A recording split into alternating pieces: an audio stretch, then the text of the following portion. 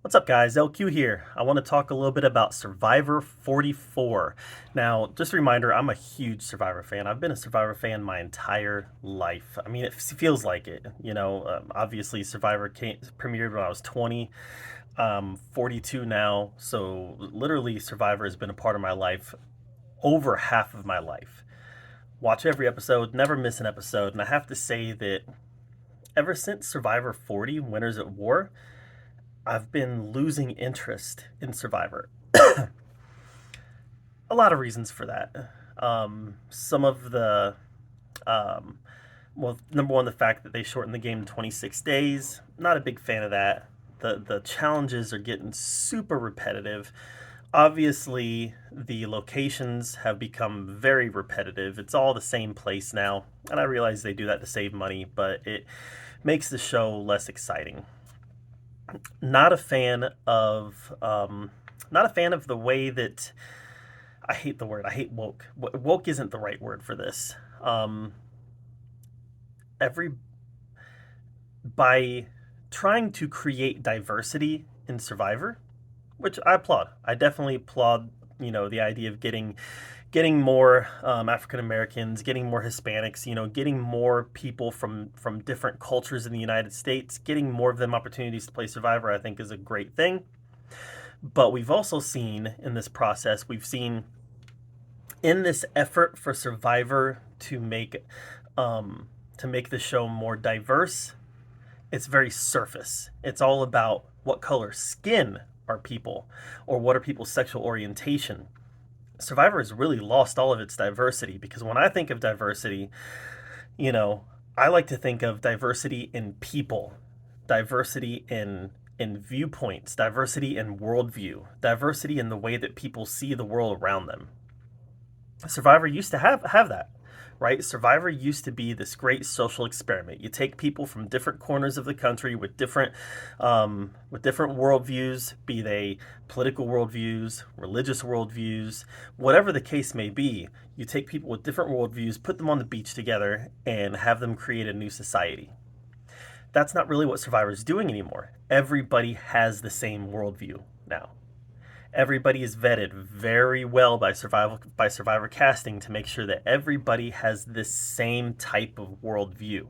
And because of that type of worldview, because of the fact that everybody has very similar worldviews, especially politically, um, which is, I'm not pro left or right for anybody who knows me. I'm more pro center. But what they've done is now that everybody has this political worldview that's very, very the same to each other, we've seen the past few seasons of Survivor, we've seen very little conflict. And Jeff even mentioned it in in this last season finale of Survivor 44 is that wow, everybody was so nice and so respectful. Well, that may be great when you're playing a game, but it's not great TV. I love to have villains. I love to have conflicting personalities, conflicting worldview. Absolutely. Put a conservative and a Republican on a tribe, or not Republican. Put a conservative and a liberal on a tribe together, and let's see them learn to hash out their differences and work together. That is interesting TV. Putting two liberals on the beach together, that's not interesting TV at all. Let's see the conflict. Let's see the dynamics between people who see things differently. Um, and let's see how they move beyond those dynamics. Rudy was a great example in season one, you know, with his relationship with Richard Hatch. He had a conflict there, and he moved beyond that conflict. And they learned to work together and even become friends, despite a conflict that Rudy had. And we just don't see that in today's Survivor. We don't see any of those inherent conflicts that exist in human beings. Um, because everybody tends to be casted who are definitely on the left side of the political spectrum. And there's, like I said, there's just no villains anymore. I love a good villain. I know people will disagree with me, but I love Russell Hantz. I love Johnny Fairplay. I love those characters who know that they're villains. Parvati. I love these characters that know that they're villains, but they're going to play the game hard. And we just don't see those types of people playing the game anymore. Um, even somebody despicable. Like you can look at Russell Hantz and call him a villain. I don't think he was a bad person. He was just a villain in a TV show.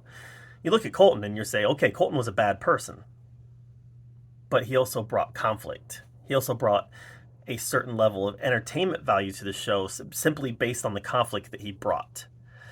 Um, Even though I do legitimately think he's a bad person. Um, so, yeah, Survivor's lost something.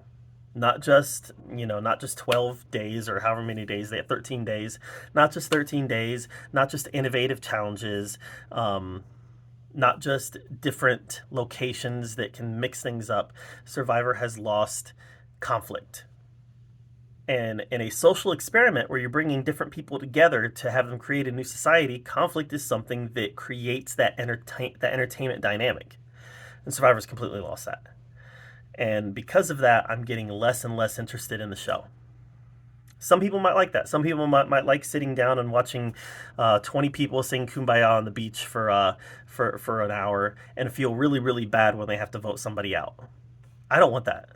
I want strategy, but I want strategy where people are like, guess what? It's your time to go. And not feeling bad when it's time to make a big move in the game and not trying to sugarcoat it. I want that cutthroat type play. And Survivor's just lost it completely. Like I said, ever since Winners at War, I've just been losing interest more and more.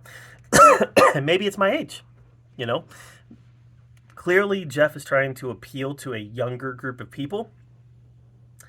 And maybe those old school Survivor fans, maybe they just don't care about them anymore. I don't know. And maybe that's true. I don't know. But I'm definitely feeling myself losing interest in this show. So, I don't know. We'll see how Survivor 45 goes. I'm probably locked in through 50 because I think 50 is going to be a big season. I think 50 is going to be a big returning cast season. Um, but maybe not. Maybe not. This season was a struggle to get through. It was a struggle to get through. For the first time ever, I found myself doing other stuff while I was watching it. Working or whatever. I found myself doing other stuff while watching Survivor just because it bored me so much. So, I don't know. Do you guys agree with me that Survivor's lost something in the conflict and the divisive personalities, or are you all about the kumbaya on the beach? Let me know what you think. Thanks.